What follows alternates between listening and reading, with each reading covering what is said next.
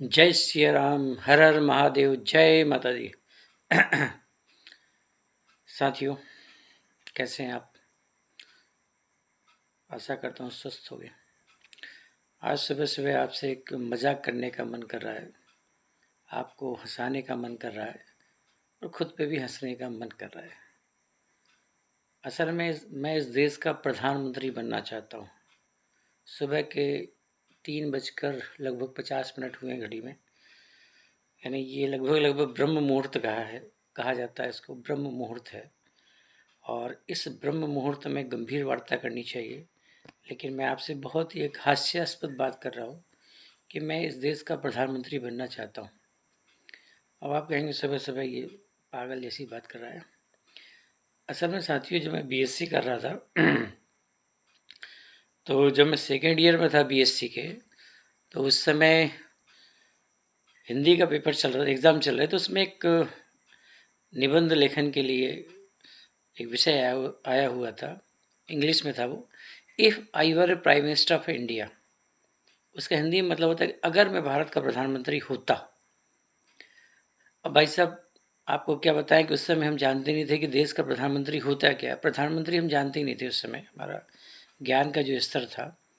हाँ, प्रधानमंत्री के बारे में हमें एक ही बात पता थी, क्योंकि जब राजीव गांधी का निधन हुआ था तो उसके बाद दूसरे दिन छुट्टी हो गई थी हमारी स्कूल की। तो हम तो इतना ही जानते थे कि भाई प्रधानमंत्री वही होते हैं कि अगर उनका इंतकाल हो जाए तो छुट्टी हो जाती है, या राष्ट्रपति महोदय कोई निकट जाए तो राष्ट्रीय शोक हो जाता था, छुट्टी हो जाती थी। हालांकि हम ये कभी नहीं चाहेंगे कि हमारे जो यशस्वी प्रधानमंत्री जी हैं, माननीय मोदी जी, उनके साथ ऐसा कुछ हो, या हमारे जो यशस्वी मुख्यमंत्री उत्तर प्रदेश के योगी जी, इनके साथ कुछ हो जाए। क्योंकि मेरा ऐसा मानना है कि ये दो ऐसे लोग हैं जिनकी देश को ज़रूरत है। अब आप मुझे अंधभक्त कह लो या जो भी भक्त आपको कहना हो, कोई दिक्कत नहीं है, वो आपका अपना विचार है, मैं स्वागत करता हूँ आपका, आपको पूरा अधिकार है कहने का। लेकिन देखिए, मोदी जी और योगी जी ये ऐसे लोग हैं। अब योगी जी के बारे में क्या कहोगे? इतने साल हो गए सत्ता में रहते हुए, आज तक कोई उंगली नहीं उठा सका। मतलब इतना ईमानदार आदमी आपको कहाँ मिलेगा? आप सोचिए कि जो लोग एक बार मंत्री बनते हैं या विधायक बन जाते हैं या प्रधान बन जाते हैं, तो सोचो कि लगभग 10-12 साल की इतना इकट्ठा कर लेते हैं, लूट के कि लूट भी शर्मा जाए। मतलब प्रधान जी बन गए तो पक्का समझ लो फॉर्च्यूनर तो आई गई 5 साल, और विधायक जी बन गए तो फिर क्या है, मतलब 2-4 कॉलोनी बन गई, 2-4 माल बन गए। चेहरा बदलता है, कुछ नहीं होता। चाहे बीजेपी हो, चाहे वो कांग्रेस पार्टी हो, चाहे वो कोई भी पार्टी हो, मैं दूसरी पार्टियों का नाम नहीं लेता, लोग आक्रोशित हो जाते हैं। किसी का उठा के देख लीजिए, एक पंचवर्षीय योजना, मतलब जय श्री राम, हो गया काम। राम राम जपना, पराय मल अपना, ही लोग करते हैं। लेकिन ये दो लोग ऐसे हैं, मोदी जी और योगी जी, इनके बारे में आज तक न कोई सवाल उठा पाया है, न उठा पाएगा। बहुत अच्छे लोग हैं, तो इनको मैं चाहता हूँ कि जब तक रहें बिल्कुल अच्छे से करते रहें। क्योंकि देखो साथियों, देश ने सुभाष चंद्र बोस को खो दिया, ऐसे में खो दिया। उस समय वो देश के प्रधानमंत्री होते, पंडित जवाहरलाल नेहरू के स्थान पे, तो देश क्या होता? तुम मुझे खून दो, मैं तुम्हें आज़ादी दूंगा। जो आदमी खून देकर आज़ादी लेने की बात करता, वो देश का कितना राष्ट्रभक्त इंसान था। हो सकता है भारत कितना ही आगे चला जाता। अब सोचो, मान लीजिए वो चले गए बेचारे, उस समय हमारे सरदार वल्लभ भाई पटेल होते, जिन्होंने 2 सेकंड के अंदर 562 रियासत को तोड़ के रख दिया था, पूरे भारत के अंदर मिला दिया था। हैदराबाद जैसी रियासत भी थर थर काँपने लगी थी। जो आदमी सीधे हेलीकॉप्टर लेकर जाता था और गन लगा के कहता था साइन कर रहे हो कि नहीं कर रहे बताओ। तो क्या ये जम्मू कश्मीर की प्रॉब्लम रहती है भारत में कभी? वो तो जम्मू कश्मीर तोड़ के भारत में मिला देते। आज जो आतंकवादियों की गढ़ बनी हुई है जो भूमि, वो हमारी भूमि होती। लेकिन देश है, दुर्भाग्य है देश का, क्या कर सकते हैं भाई, इसमें कोई कुछ नहीं कर सकता। उनकी ऐसे में मृत्यु हो गई और वो एक आदमी बन गया, वो ले गया उठा गया यूएनओ में वहाँ। अब अपने घर की पंचायत को आप रोड पे ले जाओगे, भाई पति पत्नी के बीच झगड़ा हो गया, तो क्या उसको आप रोड पे ले जाओगे, वहाँ कहोगे भैया क्या हुआ? अरे तुम्हारे घर की प्रॉब्लम थी, तुम्हें सॉल्व करनी चाहिए थी, तुम वहाँ उसको उठा के ले गए संयुक्त राष्ट्र संघ में। उन्होंने कहा चलो सीज फायर कर दो, जो जहाँ है वो तुम्हारी, तुम ले लो, जहाँ भाई रुक जाओ, बस रुके रहो, अब लड़ते रहो, कितने सालों लड़ते। अगर वही सरदार वल्लभ भाई पटेल होते या हमारे सुभाष चंद्र बोस होते तो क्या ये समस्या रहती? तो दोस्तों, ये देश का दुर्भाग्य और सौभाग्य होता है कि हमें कैसे लोग मिले हैं, वो कितने ईमानदार हैं, कितने राष्ट्रभक्त हैं, उनके अंदर कार्य करने की कितनी क्षमता है। अब आप देखिए विश्व में जो अगर देश बड़े हुए हैं तो वहाँ आप चाइना के विरोध भले ही कितना कर लो कि वो चाइना गंदा देश है, लेकिन वहाँ जिनचिंग ने काम किया है ना, मतलब वहाँ पे ऑटोक्रेसी है, लोकतंत्र नहीं है, लेकिन वो अपने देश के लिए बहुत वैसे हैं बिल्कुल। आप भले ही उनको कितने को चाइनीज़ दगाबाज होते हैं, लेकिन अपने देश के लिए मर मिटने को तैयार रहते हैं। जापान को देखो, एक बार जाके कह के देखो कि तुम्हारे जापान में केला नहीं मिलता, फिर बताएगा वो तुमको। एक आदमी गया, उसने कहा भाई जापान में केला नहीं मिलता क्या? उसने कहा भाई साहब रुकिए आप। वो 10 किलोमीटर गया, वहाँ से केला लेकर आया और उसको कहा केला लो भाई केला। लेकिन ध्यान रखना, दोबारा मत कहना कि जापान में केला मत मिलता। ये राष्ट्रभक्ति होती है। खैर, हमारे यहाँ भी है, ऐसी बात नहीं, बहुत राष्ट्रभक्त हैं। अब आप भगत सिंह को ले लो, राजगुरु को ले लो, सुखदेव को लो, रानी लक्ष्मीबाई को ले लो, सुभाष चंद्र बोस को ले लो, रानी गिडाली को ले लीजिए। कितने राष्ट्रभक्त थे बेचारे, मतलब जो लाला लाजपत राय को ले लीजिए, बाल गंगाधर तिलक को ले लीजिए, मतलब हजारों लाखों ऐसी संख्या मिल जाएगी, हालांकि इनकी गिनती नहीं होती। ये सब कभी कभी 15 अगस्त और 26 जनवरी को गाने बजते हैं, मेरा रंग दे बसंती चोला, तभी लोगों को याद आते हैं। बाकी तो हम उनको एक पिंजरे में बंद कर रख देते हैं, जैसे फिर निकालते हैं अपन। तो ये एक प्रथा है। खैर, अब मैं मूल मुद्दे पे आता हूँ। जैसे कहते हैं कि yes, I want to become the prime minister of India. या कहें कि अगर मैं भारत का प्रधानमंत्री होता तो क्यों होता भैया, तुम्हारी क्या ज़रूरत है? प्रधानमंत्री जी तो हैं हमारे, मुख्यमंत्री भी हैं। तो मुझे ऐसा लगता है कि देखो, देश की जो समस्याएं हैं उसका निपटान करना केवल प्रधानमंत्री जी के का ही काम नहीं है, या केवल योगी जी का ही काम नहीं है। भाई हर नागरिक का एक कर्तव्य है, और हर नागरिक को सोचना चाहिए। वो भी सोचने में लगता है क्या, कौन से पैसे लग रहे हैं आपको, कोई चुनाव लड़ना है कि आपको इतना पैसा का चाहिए, लड़ाई करनी है? घर में बैठे हो, आराम से बैठ कर सोच तो सकते हो, या पार्क में घूम रहे हो, वहाँ सोच तो सकते हो आप कि क्या होना चाहिए। वो मेरा जैसा आदमी क्या है, सुबह सुबह उठता है तो उसका दिमाग क्या है, वो 7वें आसमान में जाता है। वो ये नहीं सोचता घर में दाल है कि नहीं, चावल है कि नहीं, कि बीवी ने क्या कहा, कि बच्चे ने क्या कहा, कि यार क्या। सुबह सुबह बिल्कुल वो उसका दिमाग 7वें आसमान पर रहता है। वो जब सोचेगा तो बड़ी बड़ी समस्या को सोचेगा, पता नहीं कहाँ से आती है, मुझे खुद नहीं पता। जब मैं टहलने जाता हूँ तो मेरे दिमाग में कुछ ऐसी ही ज़बरदस्त किस्म की समस्या आती है। जैसे अगर मैं देश का प्रधानमंत्री होता, जैसे कि अब्राहम लिंकन है, अमेरिका के राष्ट्रपति बने, तो एक दिन उन्होंने इसी स्कूल में कहा था कि यार मैं देश का राष्ट्रपति बनना चाहता हूँ। लोगों ने मजाक उड़ाया था उनका। खैर, वो बन गए एक दिन बाहर अमेरिका के राष्ट्रपति। आपने नायक फिल्म देखी होगी, उसमें अनिल कपूर का सीन है और अमरीश पुरी का सीन है। अनिल कपूर पत्रकार रहते हैं, वो कहते हैं कि मैं यहाँ का मुख्यमंत्री बनना चाहता हूँ। उन्होंने कहा बन जाए एक दिन मुख्य, देख ले कितनी औकात है तेरी। खैर, वो सब फिल्मों की बात है, लेकिन फिर भी विचार करने में क्या जाता है भाई, सोचने में क्या जाता है। तो यस सर, मैं देश का प्रधानमंत्री बनना चाहता हूँ। I want to become the prime minister of India. अच्छा, प्रधानमंत्री बनूंगा तो करूँगा क्या? सबसे बड़ी एक क्यों बनना चाहता हूँ? देखिए, मेरी मेरी सबसे बड़ी समस्या क्या है, मैं क्या सोचता हूँ। देखो, मैं स्वास्थ्य विभाग में काम करता हूँ, स्वास्थ्य शिक्षा में सूचना अधिकारी हूँ। मैं रोज़ लोगों को देखता हूँ, भटकते हुए लोग आते हैं, गरीब जनता अस्पताल में आती है, अभी भी परेशान रहती है वो, इतना सब होने के बाद भी परेशान है। जैसे कल एक दादी माँ हमारे आई थी, तो वो किसी काम से आई थी, तो मैंने उनसे पूछा माता जी क्या है, थोड़ी बात होने लगी। तो बहुत बुजुर्ग, बहुत बेचारी ऐसी महिला, मतलब बहुत ही गरीब ऐसा है महिला, बहुत चिंतित, मतलब भैया मेरी आँख ख़राब हो गई है, मैं वहाँ पे गई थी तो इतना मुझसे ले लिया और अभी भी कुछ नहीं हुआ, मुझे ठीक से दिखता नहीं है। उसने मोतियाबिंद का ऑपरेशन कराया था, उसके बाद पैसे लग गए, बहुत परेशान हूँ। तो हमने बोला माता जी आपका आयुष्मान कार्ड नहीं बना का? तो भाई उसका दर्द सामने आ गया, नहीं भैया मेरा आयुष्मान कार्ड नहीं बना है। बना दो साहब, कैसे ही बना दो। कह रहे हमने जानकारी, लेकिन वो क्या है कि जो पात्रता सूची से हम कहते हैं उसमें नहीं थी वो। मैं कई ऐसे लोगों को देखता हूँ कि जो हमारी साथी हैं, बहुत पैसे उनके पास, पूंजीपति हैं, बड़े बड़े वो हैं, आयुष्मान कार्ड बना हुआ है, आराम से इलाज करा रहे हैं फटकार के। अब आप बताइए कि क्या होना चाहिए, मतलब अपात्र लोगों को आपने शामिल कर लिया, जब बेचारे पात्र थे अभी भटक रहे हैं। खैर, समस्या अपात्र और पात्र की नहीं है, समस्या है कि भारत के संविधान में लिखा हो कि हर आदमी को जीवन जीने का अधिकार है। ये एक मौलिक अधिकार में शामिल होता है कि भाई आपको जीवन जीने का अधिकार है। हालांकि सीधा नहीं लिखा हो कि जीवन जीने का अधिकार कोई मौलिक अधिकार है, लेकिन हमारे मौलिक अधिकारों में वो आता है। जब इसकी व्याख्या की जाए तो आपको स्वस्थ जीवन जीने का अधिकार है, मौलिक कर्तव्यों में शामिल है, लेकिन सरकार से अपेक्षा रहती है कि कभी ऐसा समय आएगा जब सरकार सक्षम हो जाएगी, पैसे आ जाएंगे, तब वो जीवन जीने का अधिकार आदमी को देगी। जीवन जीने के अधिकार में सबसे प्रमुख आता है कि उसको स्वस्थ रहने का अधिकार है। हर आदमी स्वस्थ रहना चाहता है सर, लेकिन ये संभव नहीं है, क्योंकि हर आदमी बाबा रामदेव तो है नहीं कि भाई बीमारी नहीं होगी।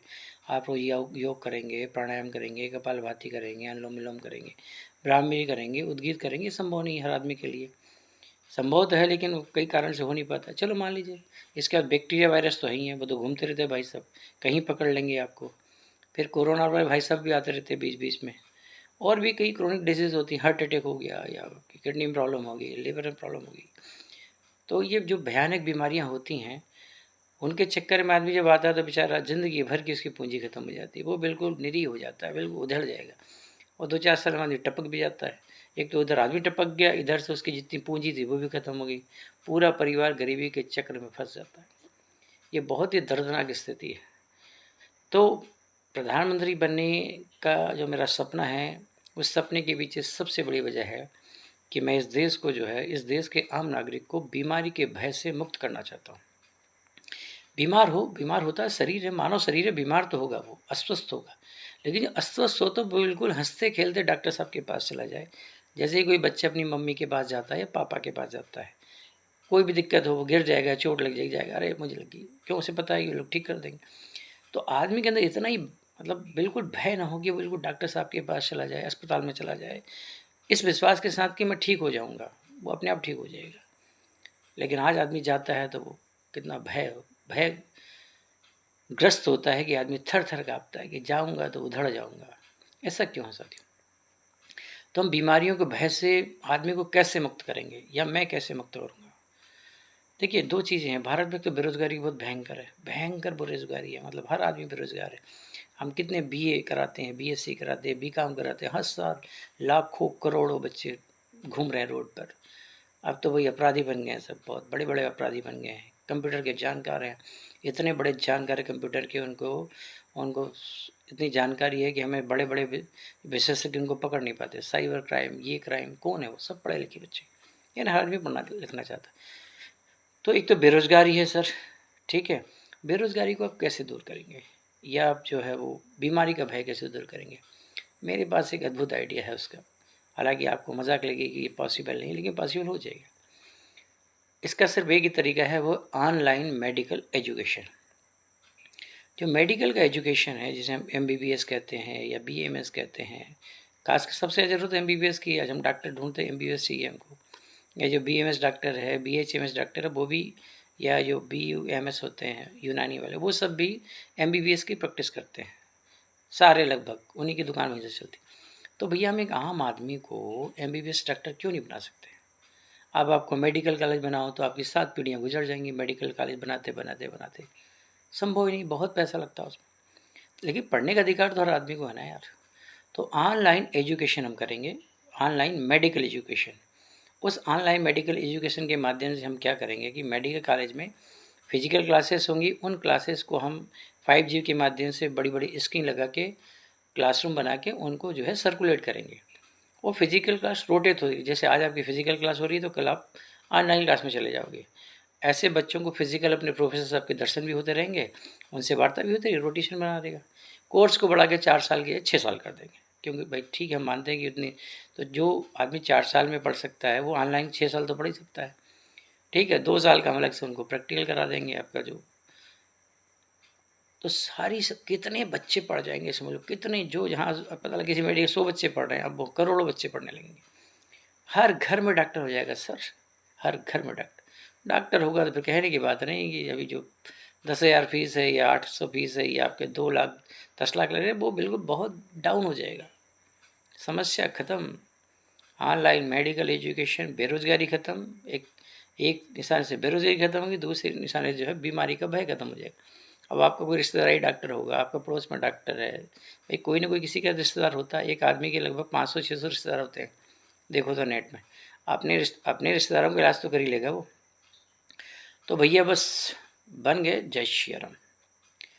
अब दूसरी प्रॉब्लम होती है कि जैसे गरीबी बहुत है, पॉवर्टी बहुत है देश के अंदर, बहुत गरीबी, मतलब 30% अभी अब चले जाओ गाँव में, बिल्कुल बेरोज़गार लोग घूम रहे हैं। बेरोज़गार नहीं, रोज़गार तो है उनके पास, लेकिन उनका वो नहीं है भाई। एक आदमी को 500 रुपये मिलता है या 300 रुपये, महिला को 300 रुपये मिलते हैं। हमारी कॉलोनी में 276 या 280 रुपये महिलाओं की फ़िक्स है। पुरुष जो है, जो अनस्किल्ड है, वो 400 या 500। जो कारीगर टाइप के लोग हैं जो, उनको 600-700 रुपये। अब बताओ, 300 रुपये पति मतलब पत्नी कमा रही है और 400 पति कमा रहा है, और पूरे महीने काम कर रहे हैं वो। पूरे महीने रोज़गार मिलता भी नहीं, तब भी कितना खा लेंगे और कितना बचा लेंगे, और कितना बच्चों को पढ़ा लेंगे, कितना उनको दूध पिला लेंगे। जितने भी मज़दूर के बच्चे मैं कॉलोनी में आपको देखता हूँ, सब के सब अशिक्षित हैं, यहीं घूमते रहते हैं। अब बेचारे क्या करेंगे दिन भर, जितना कर सकते हैं माँ बाप के पास, कितना टाइम उनको देखेंगे। तो इसको दूर करने का क्या तरीका है कि भाई हम कैसे करें कि उनके पास पैसा आए। तो देखिए, दो चीज़ हो सकती है सर। एक तो गांव में जो किसान हैं, ये जो एमएसपी किसान मांग रहे हैं ना, कि जो हमारा मिनिमम सपोर्ट प्राइस हमें गारंटी मिलनी चाहिए, बिल्कुल 100% गारंटी मिलनी चाहिए। किसानों की कीमत बढ़नी चाहिए, किसानों की फसल की कीमत बढ़नी चाहिए।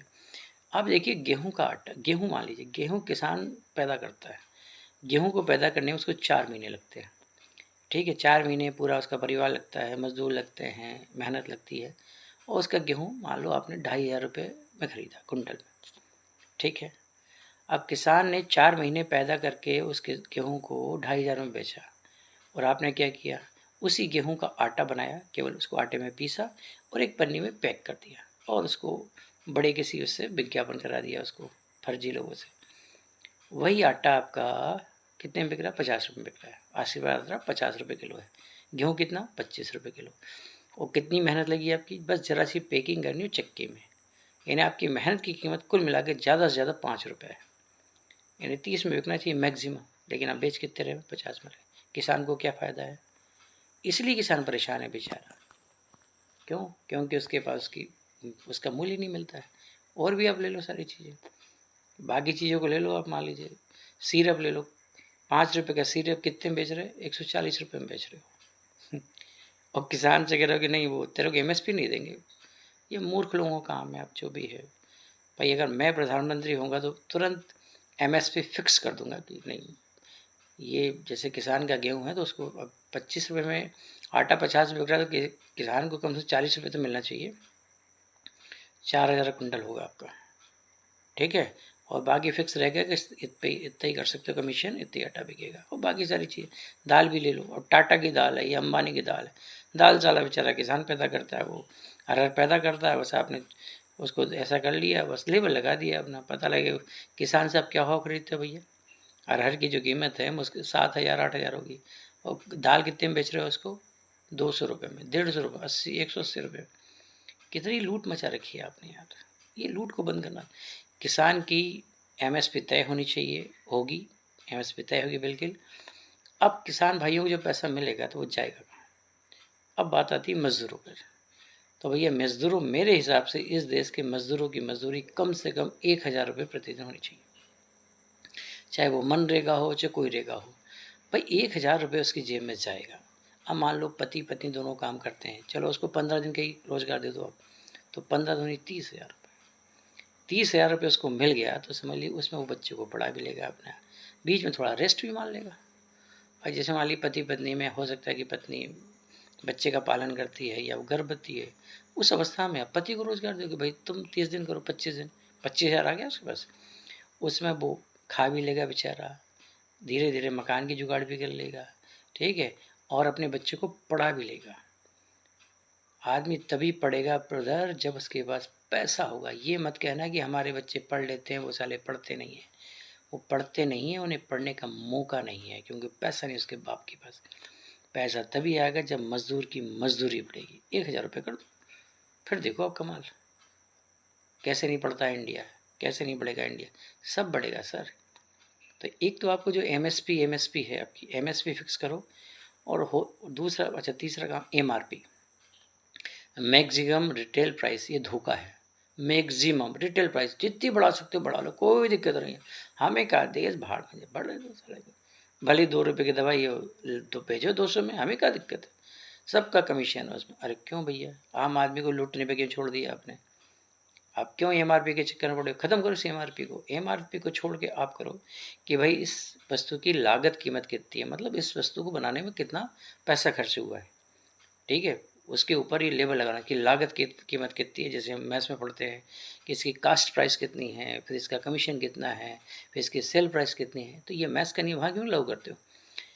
उसकी कास्ट वाइज फिक्स होगी कि भाई ये दवाई को बनाने में 10 रुपये लगे, कोई बात, ठीक है। 5 रुपये कमीशन कर दो, चलो 50% कमीशन कर दो सबका जो 10 की दवाई 15 में बेचो, 1 रुपये की जो लागत है 1.5 रुपये में बेचो। आप देखो भैया ये बड़े बड़े जो दाम आपको दिख रहे हैं 2020 है, ये सब टपक जाएंगे। एमआरपी को तुरंत ख़त्म करके इस पे लागत कीमत और फिक्स, कोई वो नहीं, फालतू चीज़ नहीं है। अब अलाउद्दीन खिलजी को खूब गाली दे लो, खूब बहुत बेवकूफ़ आदमी था, लेकिन उसने कीमत फिक्स कर दी थी। किसी की औकात नहीं थी कि 1 रुपया इधर कर ले। बच्चों को भेजता था मार्केट में वो कि जाके लेके आओ बेटे तोल, और अगर किसी ने कम तोला है कड़वे उतना ही मांस काट लेता था वो। सीखो, भले ही कोई भी भाई इंसान है, अच्छी बात सीखनी चाहिए, चाहे मुसलमान हो चाहे हिंदू हो, कोई फ़र्क नहीं पड़ता। हमारे यहाँ कई सारे राजा हुए हैं, सम्राट अशोक हुए हैं, उन्होंने बहुत अच्छा काम किया। हर्षवर्धन उन्हें, चंद्रगुप्त मौर्य हुए, बहुत सारे राजा बहुत अच्छा काम किए।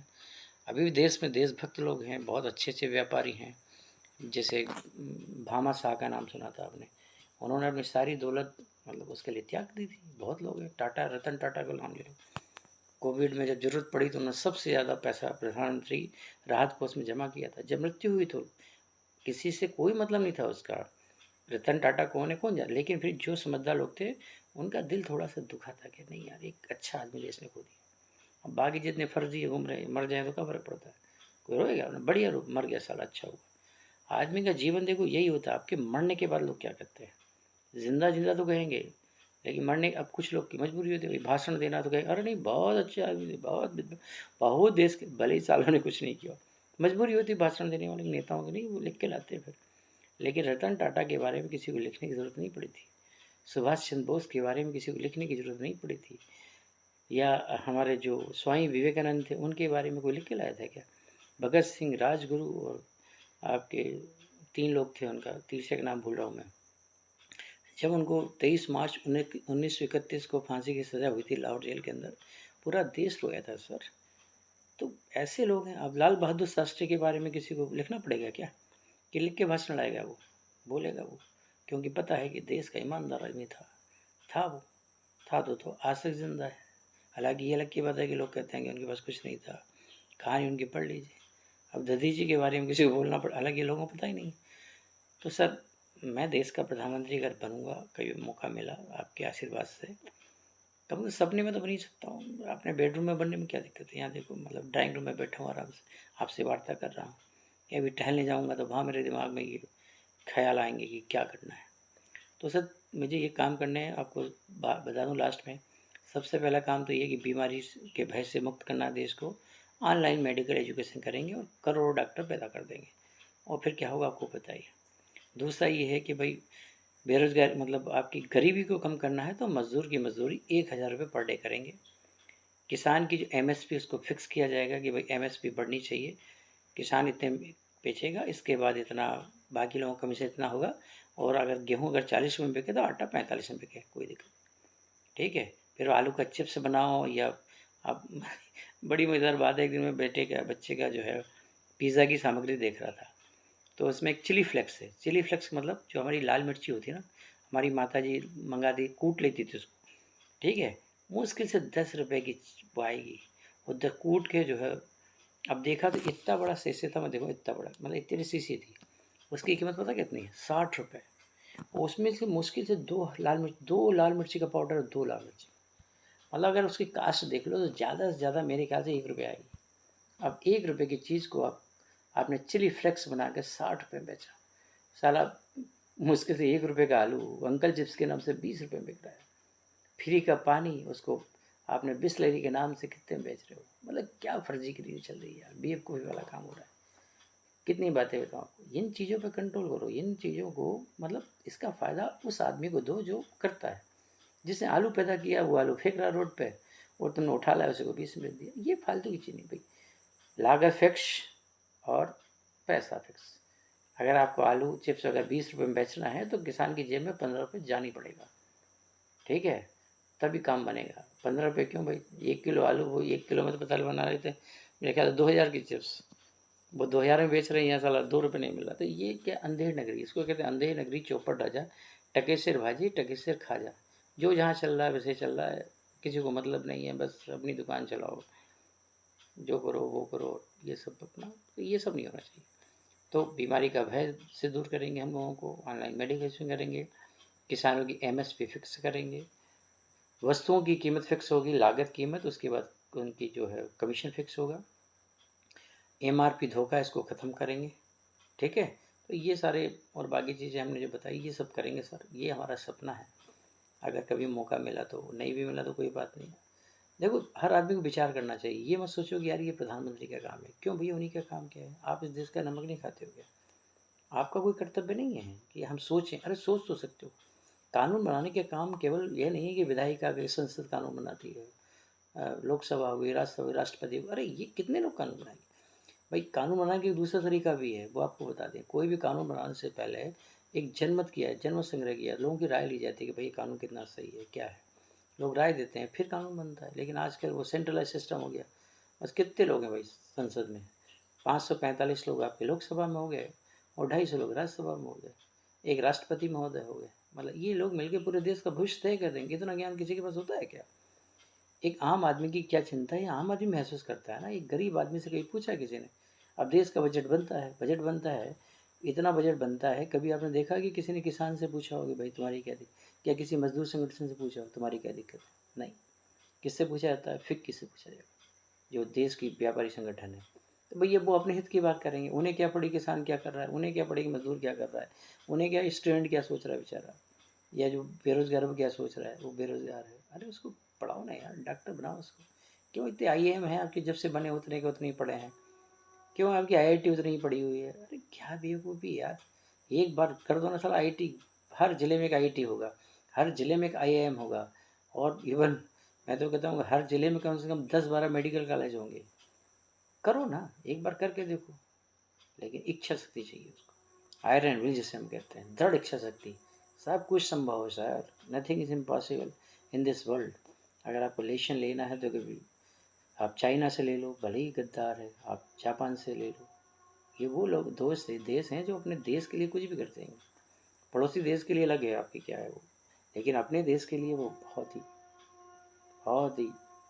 मतलब जैसे कहते हैं मेहनत कश और बहुत ही निष्ठा से राष्ट्रभक्ति के साथ। तो सर फिर आप हंसिए, yes I want to become the prime minister of India. मैं इस देश का प्रधानमंत्री बनूंगा, या if I were a prime minister of India, अगर मैं देश का प्रधानमंत्री होता तो क्या करता। तो आज का वीडियो हम यहीं ख़त्म करते हैं। आप सभी को बहुत बहुत धन्यवाद। जय श्री राम, हर हर महादेव, जय माता दी।